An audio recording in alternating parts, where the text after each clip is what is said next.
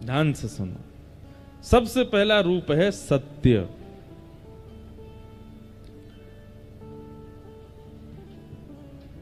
अगर आप हनुमान जी का दर्शन करने जाते हैं और उनके प्रति आपके चित्त में सत्य की भावना नहीं है, सत्य की स्थिति नहीं है, तो आप चाहे कितने भी बड़े पाठ कीजिए, कितने भी अनुष्ठान करा लीजिए, कितना भी भोग लगा लीजिए, आपको हनुमान जी केवल पाषाण ही लगेंगे, कभी अनुभव नहीं होगा उनका।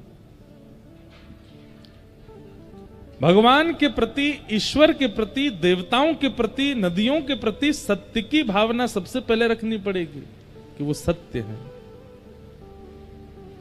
सत्य। दूसरी बात, जिसके सन्मुख जाके, जिसके सामने जाकर के स्वतः अपने आप सत्य मन में प्रकट हो जाता हो, उसे सत्य कहते हैं। दुनिया के आगे आप झूठ बोल सकते हो, दुनिया के आगे आप असत्य संभाषण कर सकते हो। जय हो। हमारे साथ ही बैठे रहियो भैया, हैं भाग मत जाइयो, जोड़ते हवा आवे तो। हम तो उठ नहीं सकते जब तक आरती नहीं हो। प्रेम से, आनंद से सब बैठे रहो, जो होगा देखेंगे। सत्य, जिनके सामने सत्य प्रकट नहीं करना पड़ता, अपने आप प्रकट होता है। जैसे पिताजी के सामने अगर आपसे कोई गलती हुई है तो आप सत्य छुपा सकते हो, पत्नी से भी सत्य छुपा सकते हो, बच्चों से भी सत्य छुपा सकते हो, लेकिन ठाकुर जी से सत्य छुपाया नहीं जाता, अपने आप प्रकट हो जाता है। हे हनुमान जी महाराज, पत्नी को नहीं बताया, बच्चों को नहीं बताया, सबसे छुपा, पर आप तो सब जानते हो नाथ, आपसे क्या छुपाएं। हमने ये पाप कर्म किया है, हमसे ये अपराध हो गया है, क्षमा करना भगवान। हनुमान जी आपके पीछे पड़े थे कि मुझे सत्य बताओ, नहीं पड़े थे, फिर भी क्यों बता दिया आपने? क्योंकि उनका स्वरूप ही सत्य है। राम जी का स्वरूप ही सत्य है, श्री कृष्ण का स्वरूप ही सत्य है। मैं कथा में कहा करता हूं, जिससे सत्य छुपाया जाए वो मानव है, लेकिन जिसके सामने सत्य छुपाने में आपको बिल्कुल भी संकोच ना होता हो, समझ जाना या तो वो ठाकुर जी हैं या ठाकुर जी का कोई अंश है, क्योंकि ठाकुर जी का रूप है सत्य।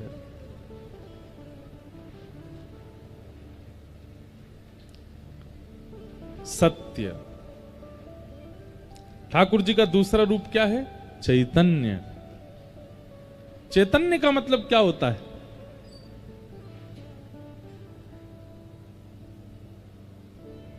जैसे ये जड़ है, वृक्ष जड़ है, ये पंडाल जड़ है, लोहे की कोई वस्तु ये जड़ है, लेकिन ठाकुर जी जड़ नहीं है। वो पाषाण का विग्रह होते हुए भी जड़ नहीं है, चैतन्य है। उनके प्रति आप जड़ बुद्धि नहीं रख सकते, अगर रखते हैं तो आपका अपराध बन रहा है सेवा में। कई लोग शंकर जी को स्नान कराते हैं, बिल्कुल विचार नहीं करते, उनको ये लगता है कि इनको तो रिगड़ दो जोर से। क्यों? आपके मन में ये भाव आता है कि ये तो पाषाण है। आपके मध्य प्रदेश में देवताओं की बड़ी कृपा है, हनुमान जी भी सबसे ज्यादा यहीं पे हैं, शंकर जी भी सबसे ज्यादा यहीं पे हैं, और सबरी देवी भी सबसे ज्यादा यहीं पे हैं। कितने देवियों के स्थान हैं? देवी देवता सबसे ज्यादा भारत में अगर कहीं होंगे तो या तो उत्तराखंड में या मध्य प्रदेश में, और अधिकतर सब एक से एक शक्तियों से युक्त देवी देवता हैं। महादेव की जब स्नान कराने लोग जाते हैं, बिल्कुल उनको संकोच नहीं होता कि हम महादेव के ऊपर कम से कम धीमे धीमे हाथ चलाएं, नहीं, खूब जोर से महाराज रगड़ देते हैं महादेव को। क्यों? क्योंकि पाषाण बुद्धि है उनके प्रति, उनके प्रति जड़ बुद्धि है हमारी। हम तो कभी पंचामृत अभिषेक करते हैं तो दूध, घी, शही, शर्करा, जैसी शक्कर आती है ना, तो मैं ये चीनी तो डालने ही नहीं देता। हम कहते हैं या तो बूरा लाओ या शक्कर लाओ पिसी हुई, ये निष्ठुर जो बिल्कुल चुभती है, ऐसी शक्कर में डालते ही नहीं कभी, और कभी होती भी है तो सबको बोलते हैं हमारे पंडित जी को, भाई इसको पीस दो या कुछ इसको पाउडर जैसा बनाओ। महादेव को ऐसे नहीं लगाएंगे, वो कोई जड़ थोड़े ही है, चैतन्य है। और फिर उसको पधराने के बाद भी बहुत धीमे धीमे हाथों से महादेव के सब अंग से, क्यों? क्योंकि वो जड़ नहीं है। हमारी भक्ति उसी समय लाभ देना बंद कर देती है जब हम ठाकुर जी के प्रति जड़ बुद्धि रखते हैं। वो जड़ नहीं। एक बात कह दें, बहुत ध्यान से सुनिएगा, आप ठाकुर जी के प्रति अगर जड़ बुद्धि रखते हो, किसी दिन ठाकुर जी ने आपके प्रति जड़ बुद्धि रख ली, हे ठाकुर जी इतनी जोर से धूप क्यों तपतपा रही है, हमारा शरीर जल रहा है। ठाकुर जी कहेंगे बेटा तेने भी तो हमको जड़ ही माना, अब हम भी तो जड़ ही मानने।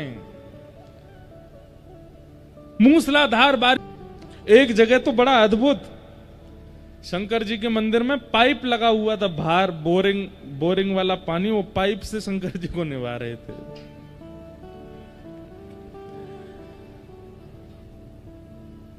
हम भारतीय लोगों में श्रद्धा बहुत है, आस्था बहुत है, पर ज्ञान नहीं है। और ऋते ज्ञानान न मुक्ति, इसीलिए हमारे शास्त्र कहते हैं कि ज्ञान के बिना जब आप सेवा में जाते हो तो कहीं ना कहीं मुक्ति में बाधा बनती है। अब देखो इसमें दो पक्ष हैं।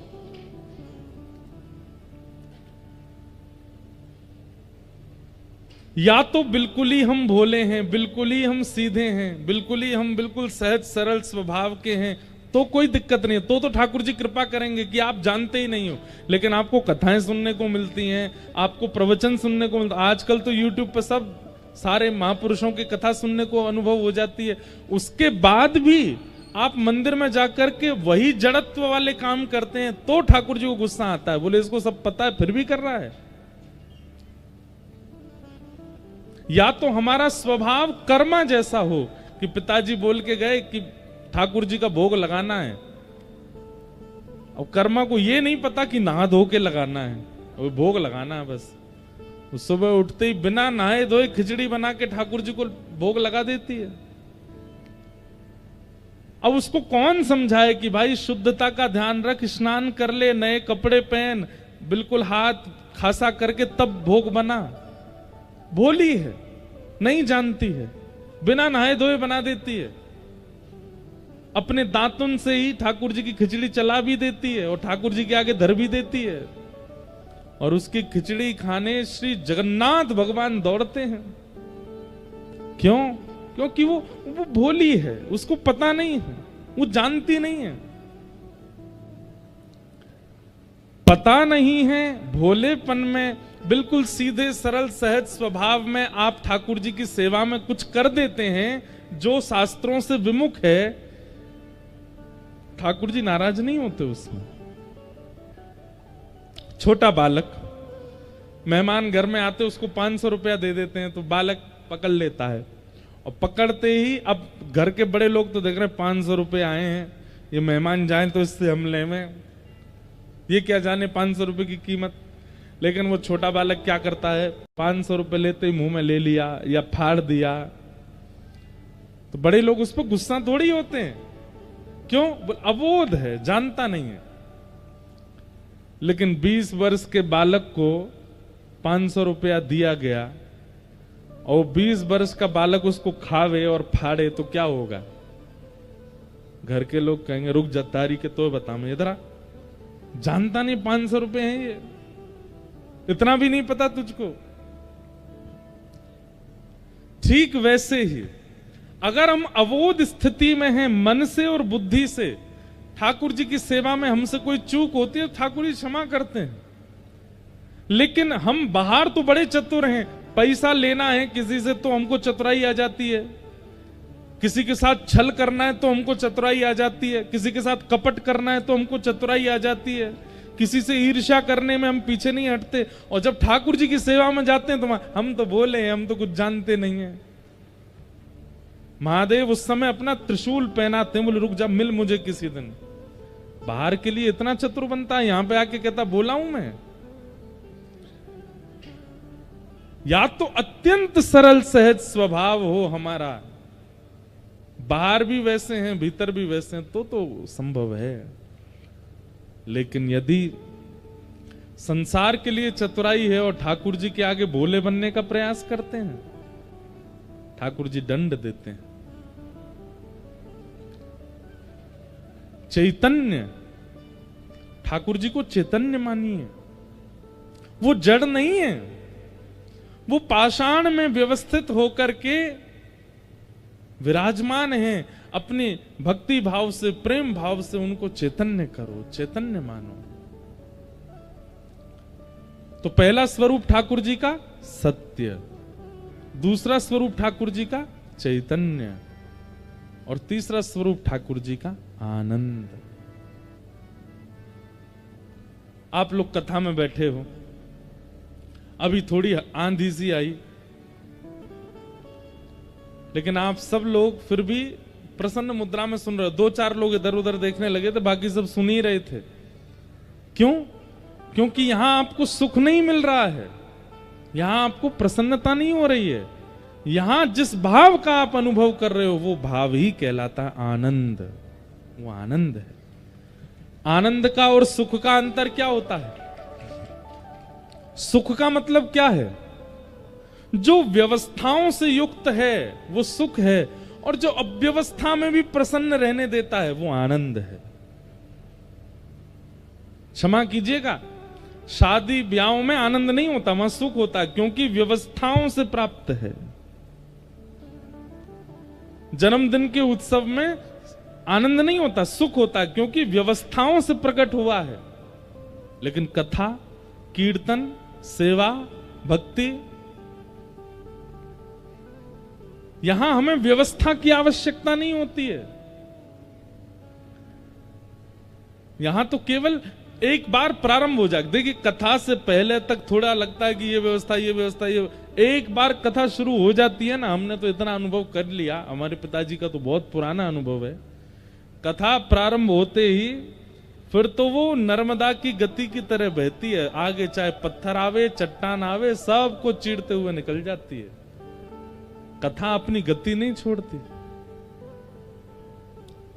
क्यों? क्योंकि व्यवस्थाएं नहीं चाहिए, पहले चाहिए, प्रारंभ होने के बाद नहीं चाहिए। और जो बिना व्यवस्था के भी प्रसन्न करने की सामर्थ्य रखे, उसी को आनंद कहते हैं। आप लोग फर्श पे बैठे हो, जमीन पे बैठे हो, हमारे तो फिर भी एसी लग रहा है, आप तो पंखा में ही बैठे हो। हमारे तो फिर भी पीछे मसनद है, आप तो बिना कमर टेके बैठे हो। लेकिन फिर भी आप इतनी प्रसन्न मुद्रा में क्यों बैठे हो?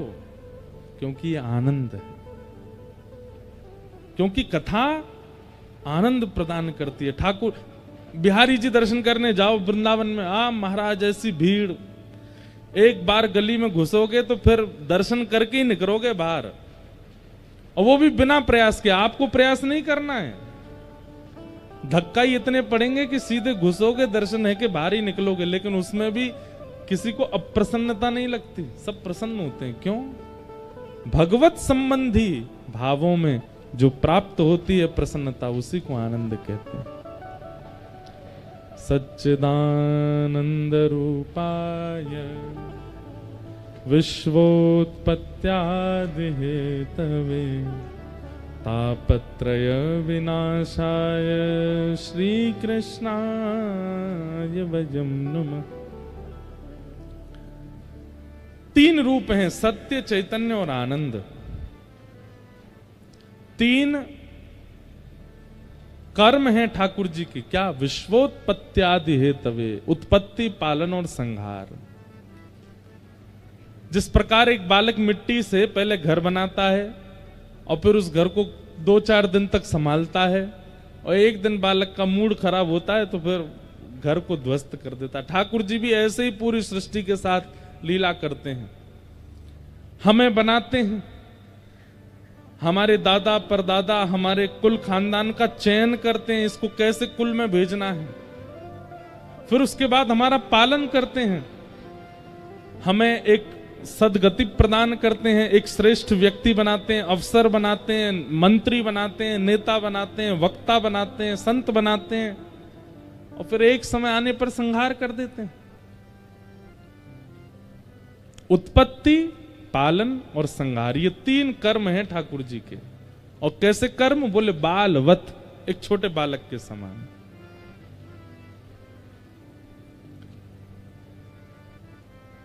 तीन गुण हैं, तापत्रय विनाशाय श्री कृष्णाय वयं नमः। आदि दैविक, आदि भौतिक और आध्यात्मिक त्रिविध तापों का जो उपशमन करते हैं। जैसे दैविक ताप किसको कहते हैं? अभी आंधी चल रही है, वर्षा होने लग जाए, फसल खराब हो जाए, खेती बाड़ी नष्ट हो जाए, नर्मदा जी में बाढ़ आ जाए, लोगों के घर बहने लग जाएं, आदि आदि इस प्रकार की जो आपदाएं आती हैं, दैवी आपदा। अच्छा, ये तो हो गई सार्वभौम आपदा। तो कई बार ऐसा होता है कि किसी किसी विशेष घर में भी दैवी आपदाएं आती हैं। 3 प्रकार के ताप हैं हमारे जीवन में, 3 ही प्रकार के कष्ट हैं, दैविक, दैहिक, भौतिक तापा। एक तो देवताओं के द्वारा दिया गया ताप, दूसरा दैहिक ताप, अपने ही तन से प्राप्त हुआ ताप। किसी को लंग्स की बीमारी हो गई, किडनी की बीमारी हो गई, ब्रेन की बीमारी हो गई, अंदर पेट की बीमारी हो गई, पैर खराब हो गए, हाथ खराब हो गए, कुछ भी, मन खराब हो गया, बुद्धि खराब हो गई। और तीसरा ताप होता है किसी व्यक्ति के द्वारा दिया गया ताप।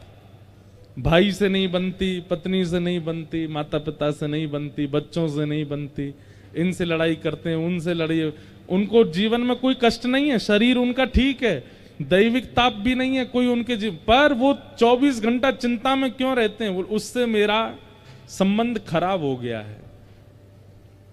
किसी अन्य के द्वारा दिया गया ताप, ये 3 ही ताप हैं पूरे विश्व में।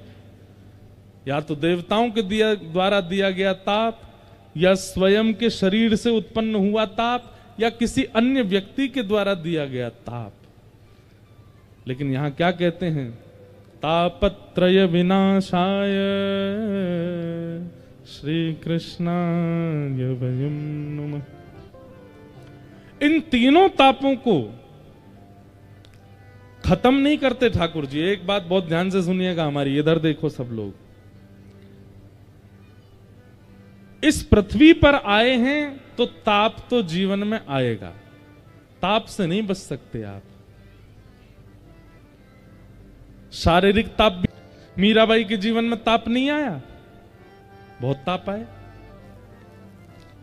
बाल्यकाल से ही श्री कृष्ण को अपना पति मानती थी, लेकिन माता पिता ने जबरदस्ती भोजराज के साथ विवाह कर दिया।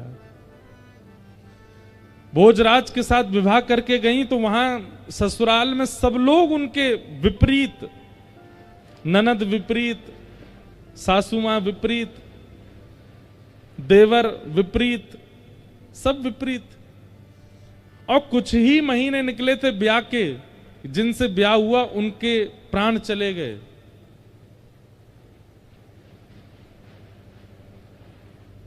ननद और देवर ने मिलकर के मारने का यत्न किया, विष पिलाया, ना जाने क्या क्या किया, पिटारे में सांप बंद करके छोड़ दिया। क्या ताप मीराबाई के जीवन में नहीं आया? आया। लेकिन फिर भी भक्तिमती मीराबाई का चरित्र आज शुद्ध व्यासपीठ से वक्तागण सुनाते हैं। बड़ी बड़ी यूनिवर्सिटी में मीराबाई के एक एक पद के ऊपर लोग अध्ययन करते हैं, स्वाध्याय करते हैं। क्यों? क्योंकि ताप तो जीवन में आया, लेकिन फिर भी मीराबाई अप्रसन्न नहीं हुई, प्रसन्न रहती थी। क्यों? क्योंकि ठाकुर जी की शरणागति से ताप तो जीवन में आते हैं, पर उन तापों का अनुभव और प्रभाव नहीं पड़ता। आंधी चल रही है, अभी अगर हम अपने घर में होते, क्या कर रहे होते? खिड़कियां बंद करो, बाहर जो कपड़े टंग रहे हो सबको लेके आओ, गेहूं चावल सूख रहे हैं उनको उठा के लाओ, वो किवाड़ बंद कर आओ, ये कर आओ, वो कर आओ, दौड़ रहे होते इधर से उधर, पर यहां चुपचाप बैठे हैं। ताप तो आ रहा है लेकिन अनुभव नहीं हो रहा, उसका प्रभाव नहीं पड़ रहा। ठीक यही स्थिति जीवन में भी हो जाती है। एक कथा सुनाते हैं, सुनो। महाराष्ट्र में एक संत हुए श्री तुकाराम जी महाराज, क्या नाम था? जो छत्रपति शिवाजी महाराज ने जब इनका कीर्तन सुना तो छत्रपति शिवाजी ने नियम बना लिया कि जब भी वो युद्ध के लिए जाते थे तो युद्ध क्षेत्र के आसपास यदि तुकाराम जी होते थे तो उनके कीर्तन में छत्रपति शिवाजी अपनी सेना आदि सब छोड़ करके जाते थे अकेले। ऐसे थे श्री तुकाराम जी। अद्भुत ज्ञान, अद्भुत कीर्तन, अद्भुत भक्ति के भंडार। पंडरीनाथ भगवान, श्री विठ्ठल भगवान उनसे बहुत रीझे रहते थे। अब देखो, छत्रपति शिवाजी जिनके चरणों में नतमस्तक रहते हैं, साक्षात जगत नियंता जगदाधार पंडरीनाथ भगवान श्री विठ्ठल भगवान, जब तुकाराम जी मंदिर में प्रवेश करते थे तो विठ्ठल भगवान की जो प्रतिमूर्ति थी वो जड़ से साक्षात सचल हो जाती थी, हंसने लग जाते थे ठाकुर जी, आंखें टिमटिमाने लगती थी ठाकुर जी की तुकाराम जी के आते ही। तुकाराम जी जिस गली से निकल जाते थे लाखों की तादाद में लोग उनके घेरा में चलते थे, आगे पीछे हाथ पांव जोड़ते हुए चलते थे। लेकिन जब तुकाराम जी अपने घर आते थे तो पत्नी उनकी बिल्कुल विपरीत थी। वो डांटती भी थी, फटकारती भी थी और खूब सुनाती भी थी। पूरे दिन कुछ करते धरते नहीं हो, प्रवचन करते रहते हो, कथाएं सुनाते रहते हो, कुछ दक्षिणा लिया करो, घर कैसे चलेगा? सोचो, छत्रपति शिवाजी महाराज का आज अगर नाम महाराष्ट्र की भूमि पर ले लिया जाए तो लोगों के रोंगटे खड़े हो जाते हैं। आज भी उन शिवाजी महाराज, वो शिवाजी महाराज तुकाराम जी के सामने नतमस्तक होकर बैठते थे और उनकी ये स्थिति थी अपने ही घर में। पत्नी उनको ज्यादा कुछ करती नहीं। लो ये गन्ने, खूब सारे गन्ने दे दिए, इनको बेच के आओ और उसका जो पैसा मिलेगा लाके मुझको देना। घर चलाना आता नहीं है, बस पूरे दिन कथा प्रवचन करते रहते हो, जाओ चलो। तुकाराम जी निकल गए गन्ने लेके। रास्ते में छोटे छोटे बच्चे, अब उस समय पर ये टॉफी तो होती नहीं थी, वो एक बुढ़िया के बाल खाते हैं बच्चे, गांव में आज भी घूमते हैं लोग, वो तो होते नहीं थे। या ये चूरन चटनी आजकल जो बच्चे खाते हैं अपनी जीभ के सुख के लिए, ये सब पहले तो होता नहीं था। पहले तो आम होते थे, सेब होते, गन्ना होते, इनसे ही स्वाद लेते बच्चे। तुकाराम जी गन्ना लेकर के जा रहे अपने कंधे पर, खूब सारे। इतने में बच्चे पीछे पड़ गए, गन्ना दे दो, गन्ना दे दो। तुकाराम जी महाराज बड़े बेचारे भावुक हो गए। अरे आओ आओ आओ, ये लो तुम्हारे लिए, तुम्हारे। सब बच्चों को बांट दिए, सारे गन्ने बांट दिए, एक बच्चा। तुकाराम जी ने अपने ऐसे कंधे पर लटका लिया, दोनों हाथ टांग लिए उस पे, घर आ रहे थे। पत्नी इतनी खुश हो गई, ओहो सबरे गन्ने बेके आए, खूब सारा पैसा लेके आए होंगे। जैसे तुकाराम जी घर आए, पत्नी ने तो महाराज खूब सुंदर उनकी आरती करी। आओ आओ आओ आओ, देखो आज कितने अच्छे लग रहे हो, कथा करके आते हो अच्छे नहीं लगते, आज अच्छे लग रहे हो, दक्षिण पैसा लेके आए होंगे ना, बताओ कितने रुपए में बेका सब? तुकाराम जी बोले, देवी मैं तो गया बेचने ही था, तो मार्ग में बहुत सारे बच्चे मिल गए, मैं तो बांट आया सब में, और ये एक मैं इसलिए बचा के लाया था कि भाई तुम भी हो मैं भी हूं, हम दोनों भी तो खाएंगे। पर मैं ये सोच रहा हूं कि हम खाने वाले दो, गन्ना तो एक ही है, अब हम दोनों में कौन खाएगा इसको? दो होते तो बात और अच्छी बन जाती। पत्नी को आया गुस्सा, अपने दांत कटकटाने लगी, बोले रुक जाओ मैं बताती हूँ तुमको। बांट आए बच्चों में, और गन्ना पकड़ करके एक दिया उनके कमर पे, सोई गन्ना टूट गया, दो हो गए। तुकाराम जी बोले, वाह वाह वाह, जय हो विठ्ठल भगवान, आपने तो ऐसी बुद्धिमान पत्नी मुझको दी है, बताओ इसने 2 कर दिए, ले एक तू खा एक मैं खाऊंगा। इतनी अनुकूलता में रहते थे, उनको पीड़ा का अनुभव होता ही नहीं था।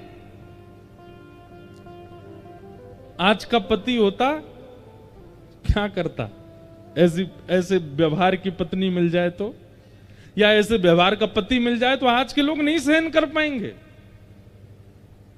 लेकिन तुकाराम जी पर कोई प्रभाव नहीं पड़ता था उस बात का। अब इसका उत्तर क्या है, क्यों नहीं पड़ता था? तो अभी सीधी बात तो यह है कि तुकाराम जी भगवान के भक्त हैं, इसलिए उनको लेकिन ऐसे नहीं ना, कोई बात ऐसी बताई जाए जिससे ये प्रमाणित हो जाए कि तुकाराम जी को प्रभाव नहीं होता था। एक बार तुकाराम जी के गांव का एक नया बालक था, उसकी शादी के लिए पूरा परिवार पीछे पड़ रहा था, तू शादी कर शादी कर।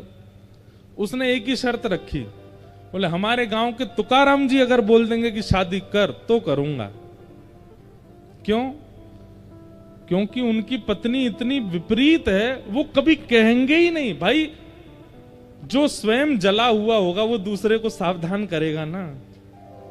तुकाराम जी कभी नहीं बोलेंगे मुझसे कि तू ब्याह कर, इसलिए तुकाराम जी अगर कहेंगे तो मैं ब्याह करूंगा।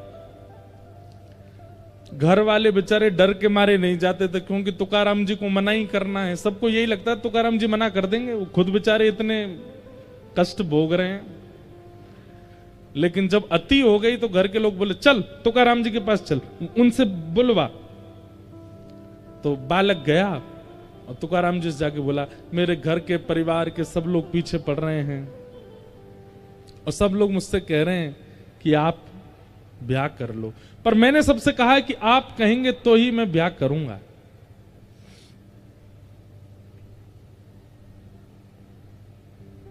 आप बताइए ना, मैं ब्याह करूं कि नहीं करूं? घर के सब लोग बैठे थे, सब घबरा रहे थे, बोले ये मना कर देंगे तो ये तो बिल्कुल ही नहीं करेगा। तुकाराम जी बोले, जितना जल्दी हो सके उतना जल्दी ब्याह कर लो, जितना जल्दी हो सके उतनी जल्दी करो। तो वो लड़का घबरा गया। घर के लोग तो वहीं पर ही नाचने लगे, बोले अब तो बेटा तू गया, अब तो तेरा ब्याह होगा। तुकाराम जी बोल दिए। घर के लोग चले गए तो वो अब तुकाराम जी के पास बैठा, बोला आप साधक प्रवृत्ति के व्यक्ति नहीं है।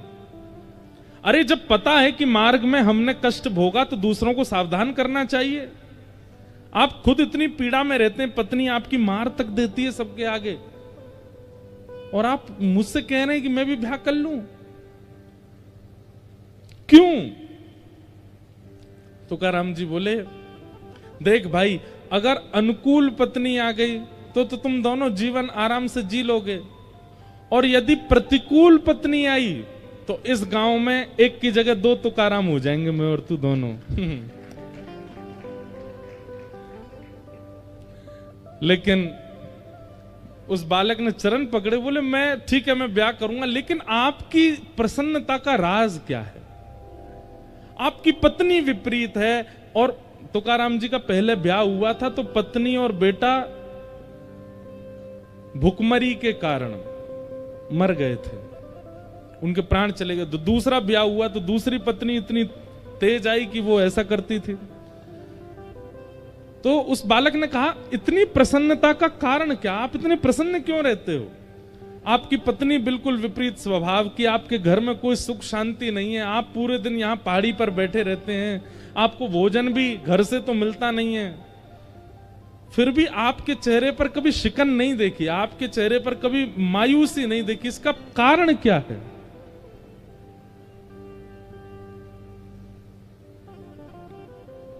संतों का उत्तर देने का तरीका बड़ा विचित्र होता है। तुकाराम जी बोले, मैं अपनी तो तुझे बाद में बताऊंगा, लेकिन तेरी माथे की रेखा मैंने देखी और मुझे कुछ पता चला है, मैं तुझे बता दूं। बालक बोला, बताओ। बोले, अगले 7 दिन में तेरी मृत्यु हो जाएगी, तू मरने वाला है। बालक घबरा गया, बोले ये क्या कह रहे हैं आप? बोले, मैं सही कह रहा हूं, तेरे पास केवल 7 दिन बचे, अपना समय व्यर्थ मत गवा।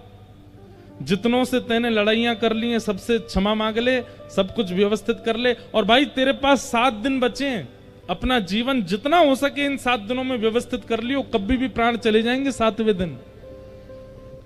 अपना प्रश्न तो सब भूल गया। वो लड़का दौड़ा, रात में जाकर के स्नान किया, माता पिता को प्रणाम किया, बहनों को गले से लगावे, भाइयों को हृदय से लगावे, जितनों से उसकी बैर थे सबके पास गया, बोले भैया मुझे क्षमा कर दो, मैंने तुमसे बैर किया।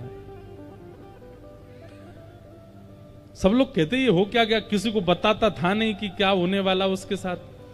अब स्थिति ये हो गई कि घर में मां भोजन बनाती है, दाल में नमक नहीं पड़ा, खा लेता है चुपचाप, कहता नहीं है। पहले इतना टोकता था, इसमें नींबू डालो, नमक डालो, मिर्च डालो, अब जैसा मिल जाता है पा लेता है। उसके भाई बंधु कभी लड़ने आ जाते हैं तो सबके आगे क्षमा मांग लेता है, बोले भैया तुमको जो चाहिए ले जाओ, मुझसे लड़ो मत। कभी उसको बहुत कोई स्नेह देता तो भी उस पर फर्क नहीं पड़ता, कोई उसको बहुत कष्ट देता गया, बोले नाथ दिन है, अब बताइए मेरे प्राण कब निकलेंगे और मैं क्या करूं अब। तुकाराम जी बोले एक बात बता, पिछले 7 दिनों में तुझसे कोई लड़ने आया? बोले आए तो थे लेकिन मुझको याद नहीं, क्योंकि मैंने दिमाग में ज्यादा लिया नहीं। लड़ने आ रहे थे भाई बंधु लोग, मैं कहता भाई लड़ो, मतलब क्या लड़ने के लिए, कहां जाऊं मैं, मेरा प्राण निकलने वाले हैं। तुकाराम जी बोले पिछले 7 दिन में तेरा किसी ने बहुत सम्मान किया? बोले वो भी सम्मान भी किया, पर कहां अच्छा लग रहा था सम्मान, बस ये लग रहा था 7 दिन में प्राण चले जाएंगे, भाई क्या करूं। अच्छा एक बात बता, परसों माँ ने घर में क्या बनाया था? बोले दाल चावल। दाल में नमक वमक कैसा था, सब ठीक था? बोले कुछ याद नहीं है मुझको, जैसा बना मैंने खा लिया, मुझे तो बस यही लग रहा था प्राण जाने वाले हैं। तुकाराम जी बोले मेरी प्रसन्नता का राज यही है, मैं हर दिन को अपना अंतिम मानता हूं, मैं हर दिन को अपना अंतिम समझता हूं। कोई मुझसे लड़ने आता है तो मैं विचार करता हूं मेरे क्या पता अगले क्षण मेरे प्राण चलेगा, इससे बैर क्यों करूं। कोई मेरी बहुत प्रसन्नता करता है तो भी मैं ये विचार करता हूं कि इसकी प्रसन्नता लेके फूलूं क्यों, क्या पता अगले क्षण मेरे प्राण निकल गए तो। पत्नी मुझे मारती है, भोजन नहीं देती, या भोजन देती है तो जला हुआ दे देती है, मैं पा लेता हूं, कुछ कहता क्यों नहीं हूं, क्योंकि मुझे लगता है मेरा अंतिम क्षण हो सकता है, मेरा कोई भी समय मेरे प्राण जा सकते हैं, इसलिए मैं ये सब संसार के व्यवहार में पड़ता ही नहीं। बालक चरणों से लिपट गया, बोले भगवान आपने कृपा कर दी, आपने जीवन का सूत्र दे दिया। हम लोगों में कुभाव उत्पन्न क्यों होता है? क्योंकि हमें यह विश्वास है कि हम कल भी जीवित हैं, कल देख लेंगे। हम लोगों में सम्मान के प्रति इतनी रुचि क्यों है? क्योंकि हमें विश्वास है कि कल और मिल सकता है। सम्मान के प्रति रुचि और अपमान के प्रति क्रोध, या जितने भी विकार हमारे चित्त में आते हैं वो केवल इसलिए आते हैं क्योंकि हमें विश्वास है कि हम जीवित रहने वाले हैं। अपने हर क्षण को अगर अंतिम मानने लगे, क्या पता अगला क्षण हम जीवित रहे कि नहीं। आप सब व्यवस्थित सामान्य हो जाओगे, शांत हो जाओगे, मौन रहने लगोगे, ना किसी से कोई शिकायत, ना किसी से कोई लड़ाई, ना किसी से कोई प्रेम, सब सम। एक सूत्र है। ठाकुर जी जब जीवन में आते हैं तो विपत्तियां कम नहीं होती, पर विपत्तियों का प्रभाव खत्म हो जाता है। और क्षमा करें, आप तिलक लगाते हो, कंठी पहनते हो, नाम जप करते हो, लेकिन विपत्ति, आपत्ति, संपत्ति, इनका प्रभाव दिखता है आपके ऊपर, तो आप आडंबर कर रहे हो, आप नाम जप नहीं करते।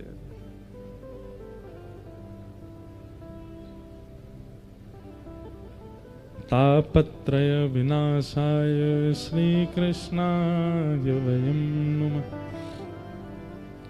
ऐसे 3 तापों को उपशमन करने वाले श्री कृष्ण को हम बारंबार प्रणाम करते हैं। भागवत जी के महात्म का पहला श्लोक।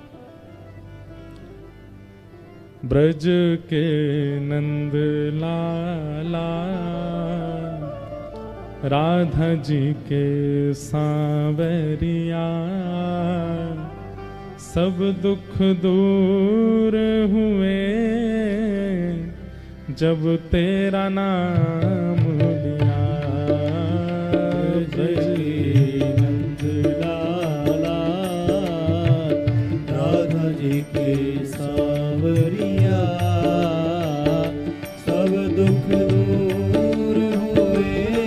करताल बजा के गाओ। तेरा नाम ओ ब्रज के नंद लाला, राधा जी के सांवरिया, सब दुख दूर हुए जब तेरा नाम लिया। जय नंद लाला, राधा जी के सांवरिया, सब दुख दूर हुए जब तेरा नाम लिया। सब दुख दूर हुए जब तेरा नाम लिया। सब दुख दूर हुए जब तेरा नाम लिया। ओ मीरा पुकारे तुम्हें गिरधर गोपाला, मीरा पुकारे तुम्हें गिरधर गोपाला। मीरा पुकारे तुम्हें गिरधर गोपाला, मीरा पुकारे तुम्हें गिरधर गोपाला। ढल गया अमृत में विष का भरा प्याला, ढल गया अमृत में विष का भरा प्याला। ओ विष का भरा प्याला, कौन मिटाए उसे जिसे तूने राख लिया। सब दुख दूर हुए जब तेरा नाम लिया। सब दुख दूर हुए जब तेरा नाम लिया। ओ सब दुख दूर हुए जब तेरा नाम लिया। सब दुख दूर हुए जब तेरा नाम। श्री राधा रमण लाल की।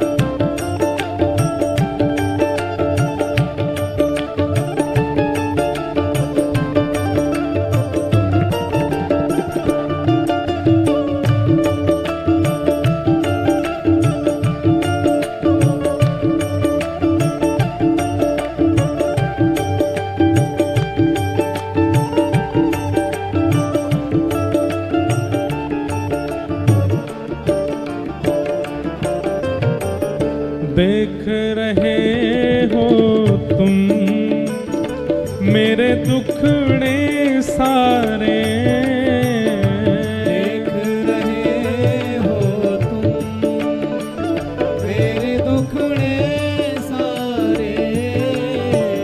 कब दर्शन दोगे मेरी आँखों के तारे।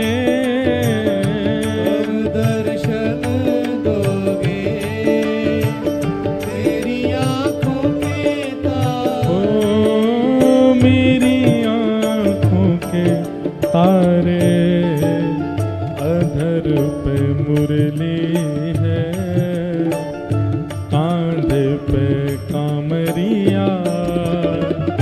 सब दुख दूर हुए जब तेरा नाम लिया। सब दुख दूर हुए जब तेरा नाम दुख दूर हुए जब तेरा नाम लिया। सब दुख दूर हुए जब तेरा नाम लिया।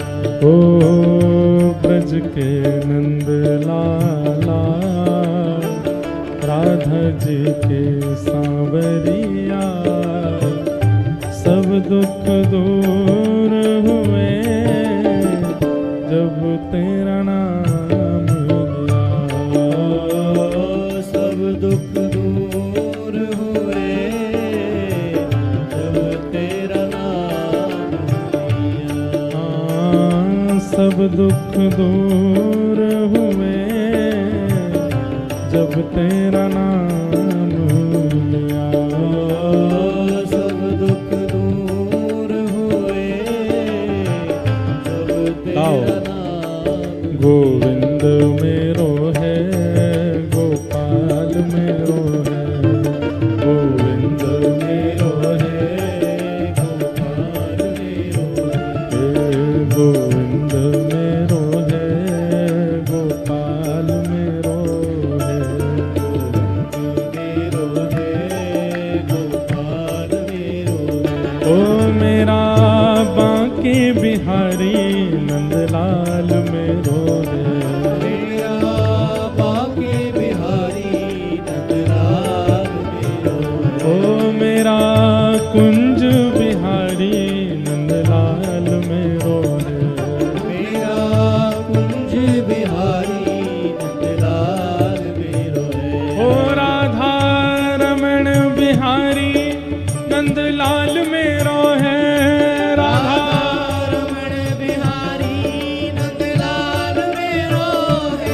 राधा वल्लभ बिहारी गोपाल मेरो है, राधा वल्लभ बिहारी गोपाल मेरो हे है। मदन मोहन बिहारी नंदलाल मेरो है, मदन मोहन बिहारी नंदलाल मेरो है। गोपीनाथ बिहारी नंदलाल मेरो है, गोपीनाथ बिहारी नंदलाल मेरो है। ओ प्यारो गिरिवरधारी गोपाल मेरो है, गिरवरधारी गोपाल मेरो है। प्यारो गिरिवरधारी गोपाल मेरो है, प्यारो गिरवरधारी गोपाल मेरो है। हे गोविंद मेरो है गोपाल मेरो है, मेरो है गोपाल मेरो है। गोविंद मेरो है गोपाल मेरो है, मेरो है गोपाल गोविंद मेरो है गोपाल मेरो है, मेरो है गोपाल मेरो है। श्री गोविंद मेरो है गोपाल मेरो है। मेरो है गोपाल मेरो है।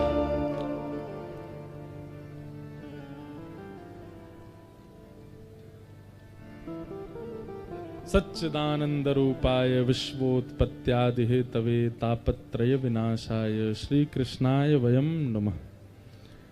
भागवत जी के महात्म का ये प्रथम श्लोक, महात्म की चर्चा सुनाते हुए श्री सुखदेव जी महाराज, सूत जी महाराज सौनकादि ऋषियों को कहते हैं। सौनकादि ऋषियों ने मानव कल्याण के प्रश्न पूछे, तब सूत जी महाराज कहते हैं कि हे नाथ, आप लोगों के जो ये प्रश्न हैं इसका उत्तर एक ही समझ आता है। प्रीति सौनक चित्ते ते यतो विच्मी विचार्य च सर्व सिद्धांत निष्पन्नम संसार भयनाशनम। जब तक संसार भय मुक्त नहीं होगा, हम सबको एक भय सताता है, और वो भय क्या है? कहीं मुझे कुछ हो ना जाए, उससे पहले मुझे धन कमाना, उससे पहले मुझे ऐश्वर्य की प्राप्ति करनी, यश की प्राप्ति करनी। एक मृत्यु का भय सबके चित्त में बैठा रहता है। अच्छी बात है कि मृत्यु का भय बैठा, पर मृत्यु के भय से व्यक्ति भगवत स्मरण नहीं करता, बाकी सब करता है। कहीं मेरे प्राण ना चले जाएं, उससे पहले मैं वहां घूम आऊं, मेरे प्राण ना चले जाएं, ये तो देख लूं, ऐसा तो खा लूं, ये तो पी लूं, ऐसा कर लूं। अरे कहीं प्राण ना चले जाएं, उससे पहले भगवत दर्शन कर लूं, ये चिंता क्यों नहीं होती हमारी? जितने भी भक्त साधकों की कथा व्यासमंच से कही जाती है, वे जो भी भक्त हैं उनकी चिंता का एक ही कारण था कि कहीं मेरे जीवन के कुछ ही दिन शेष रह गए, भगवत दर्शन किए बिना मैं यहां से चला ना जाऊं। नेत्र ना होते हुए भी सूरदास जी को दर्शन हो गए, विपरीत परिस्थिति होते हुए भी गोस्वामी तुलसीदास जी को दर्शन हो गए। क्योंकि उनकी चिंता का कारण क्या है कि कहीं हमारे प्राण ना चले जाएं, उससे पहले मुझे ठाकुर जी का साक्षात्कार करना है।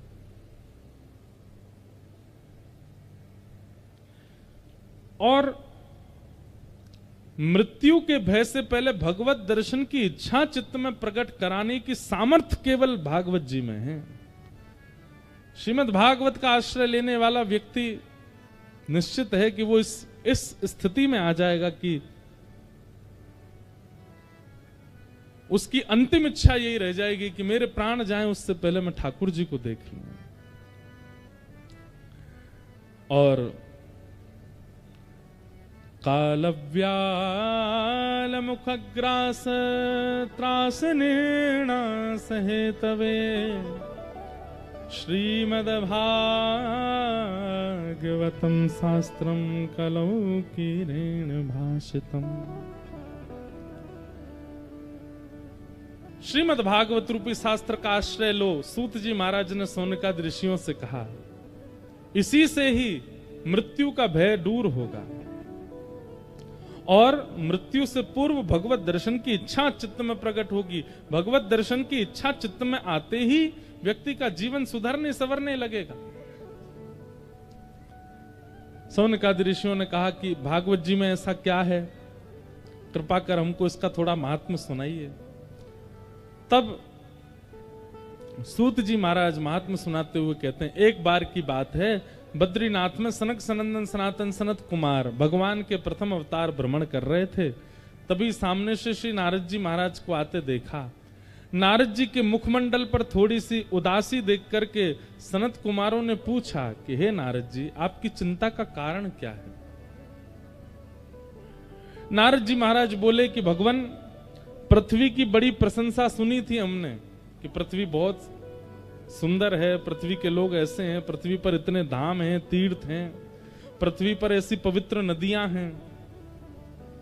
परंतु जब मैं पृथ्वी का दर्शन करने गया तो मुझे जैसा सुना था वैसा कुछ भी नहीं दिखा। अहम तुम पृथ्वीं यातो ज्ञात्वा सर्वोत्तमामिति पुष्करम च प्रयागम च काशी गोदावरी तथा हरिक्षेत्रे कुरुक्षेत्रे श्रीरंगम सेतुवंदनम एवमादिषु तीर्थेषु भ्रममाण इतस्ततः। हरिक्षेत्रम कुरुक्षेत्रम श्रीरंगम सेतुवंदनम, यहां पर लगभग तीर्थों के नाम बोले गए। अभी एक प्रश्न उठता था मेरे मन में, तीर्थों के नाम बोले हैं और तीर्थों के नाम बोल करके कहा गया कि यहां पर ये पाप होता है, ये पाप। अरे शहरों के नाम क्यों नहीं बोले? मानते हैं कि तीर्थ में दो चार लोग कुछ गलत अपराध करने वाले होते होंगे, शहरों में तो सभी होते हैं। यहां पर बंबई का नाम लेते, कलकत्ता का नाम लेते, दिल्ली का नाम लेते, बड़े बड़े शहरों का नाम लेते तो समझ आता। नारद जी महाराज कह रहे हैं पुष्करम च प्रयागम च काशीम गोदावरीम तथा हरिक्षेत्रे कुरुक्षेत्रम श्रीरंगम सेतुवंदनम, सब तीर्थों की बुराई कर रहे हैं? नहीं, नारद जी महाराज हमको संकेत कर रहे हैं कि अत्यंत साफ स्थानों की स्थिति ये है, तो शहरों की स्थिति तो आप अनुमान लगा लेना क्या होगी। अत्यंत स्वच्छ पवित्र तीर्थों की स्थिति ये है, तो शहरों की स्थिति तो हम वर्णन कर ही नहीं सकते हैं। नारद जी ऐसा कहना चाह रहे हैं। प्रिंसिपल ने क्लास टीचर से पूछा कि आपकी क्लास का रिजल्ट कैसा रहा, तो टीचर ने कहा सबसे नंबर अव्वल आने वाला बालक फेल हो गया है, तो बाकियों की स्थिति समझ जाओ आप। सबसे ज्यादा नंबर लाने बालक ही फेल हो गया। जैसे और दूसरा इसका उदाहरण सुनो, जब पिताजी अपने पुत्र से पूछते हैं, हाँ भाई रिजल्ट आया तुम्हारा, क्या आया रिजल्ट में?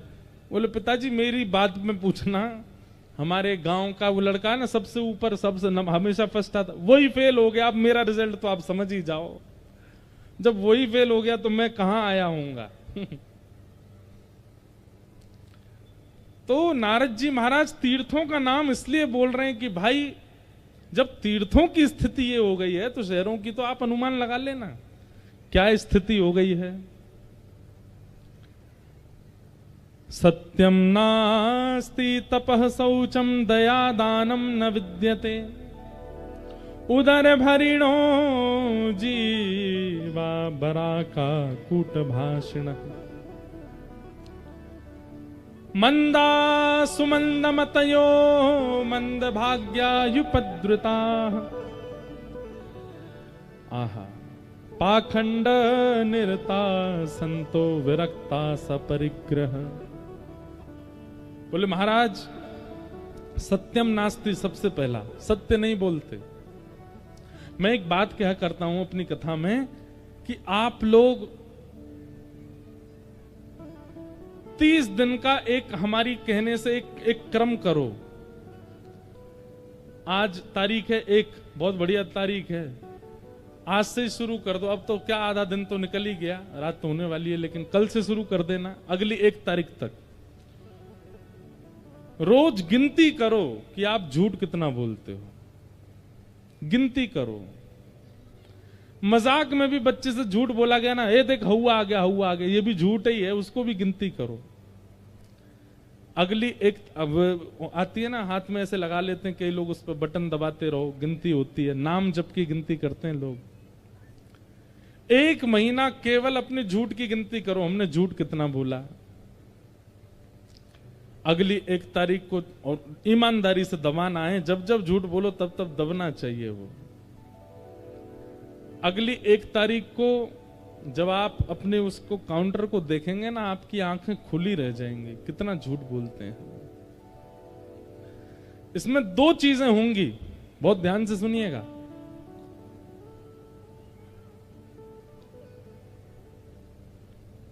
हम लोग अपने अपराधों की गिनती नहीं करते, इसीलिए अपराध बहुत ज्यादा होते हैं हमसे। अगर व्यक्ति रोटी गिन के खाने लग जाए ना, तो 2-3 में पेट भर जाता है, बिना गिने खाए तो 6-6 खा लेता है। हम लोगों ने गिनती किसकी करनी प्रारंभ कर दी? नाम की, नाम जप की गिनती करते हैं, पुण्यों की गिनती करते हैं, दान की गिनती करते हैं, इसीलिए वो कम ही होते हैं हमसे, ज्यादा नहीं होते। और पापों की गिनती नहीं करते, वो महीना में कितने होते हैं हमसे। बहुत बड़ा दानवीर हो जबलपुर का या आपके इस गांव का, महीना में 1 ही दिन खजाना खुलता होगा उसका दान करने का, लेकिन पाप रोज खुलता है उसका। तो क्यों? क्योंकि दान की गिनती है, नाम जप की गिनती है, सेवा की गिनती है, पापों की गिनती नहीं है, पाप की काउंट ही नहीं करते, इसीलिए पाप अथाह होते हैं। हम तो चाहते हैं कि भाई ये जो मशीन है ना हाथ वाली, ये लाइए सब लोग, और इस पर कोई भी भगवान नाम नहीं गिनना है। आपने किसी के साथ कपट किया, बटन दबाओ, किसी के साथ छल किया, बटन दबाओ, झूठ बोला, बटन दबाओ, किसी व्यक्ति के यश प्रशंसा सुनकर के आपके चित्त में ईर्ष्या हुई, बटन दबाओ। इससे होगा क्या? 1 महीना बाद जब आप देखोगे ना, तो आपको खुद से घिन आएगी कि मैं हूं, मैं ये सब करता हूं? कोई 2 नंबर का पैसा, कोई छल कपट का पैसा देने आया हो, आप धर लेते हो, दबाओ। इससे 2 चीजें होंगी। 1 महीने बाद जब आप अपनी संख्या देखेंगे तो आप में परिवर्तन की इच्छा प्रकट होगी। और दूसरी बात, जब हाथ में काउंटर लगा लोगे ना, तो झूठ बोलने से पहले वो काउंटर आपके हाथ में भार प्रकट कर देगा। तुम बोलोगे तो दबाना पड़ेगा, तो बोलने से पहले ही रुक जाओगे। किसी के साथ कपट करने जाओगे तो कपट करने से पहले वो भारी हो जाएगा हाथ में। भाई मैंने कसम खाई है, दबाना तो है, और कपट भी मैं कर रहा हूं, कपट होगा ही नहीं। किसी पर क्रोध करने, पत्नी ने कुछ अनुचित कृत्य कर दिया, क्रोध आया तो भारी हो जाएगा, बोले देख लेना, दबाना पड़ेगा। कहीं ना कहीं आप उससे बचोगे। हम ये नहीं कहते कि आप 100% बच जाओगे, पर हां, जो 100% है उसकी तादाद कम से कम 60% तक तो आ जाएगी, उतने बच जाओगे। लोगों ने गिनतियां, हमसे लोग पूछते हैं कितनी कथा हो गई, हमने आज तक गिनी नहीं है कितनी कथा हो गई, आज तक नहीं गिनी। हमारे पूज्य पिताजी महाराज की गिनती है, उनकी गिनती इसलिए क्योंकि वो श्रेष्ठ हैं, वो पचा भी सकते हैं कि भाई 1500 कथा हो गई, उनको मान नहीं होगा, हम तो बालक हैं, हमको अगर पता चल जाए हमारी इतनी कथा हो गई तो मान हो जाएगा, इसलिए गिनती नहीं करते। हां, किस कथा में इतनी संख्या में लोग की निकलना ही, अब मैं जाता अगर बोल के कि मैं जा रहा हूं तो कितनों को लग जाती, पीड़ा होती। जैसे झूठ बोल के निकलना पड़ा कि हम अभी आ रहे हैं, प्रसाद पाके मंच पे आ रहे हैं, आप लोग हिलना नहीं। और एक महाराज जी आए, उनको मंच पे बैठा के प्रवचन कराने लग गए, सब लोग यथा योग्य बैठे रहे, हम चुपचाप पीछे से गाड़ी से एयरपोर्ट निकल गए। अब उसका अपराध तो लगेगा हमको कि भाई इतने वैष्णव आशा लगा के बैठे और आप चले गए, पर वो भी उनकी भलाई के लिए था। लेकिन हमको लगता है कि उसका प्रायश्चित करना पड़ेगा, इतने वैष्णवों को कष्ट दिया।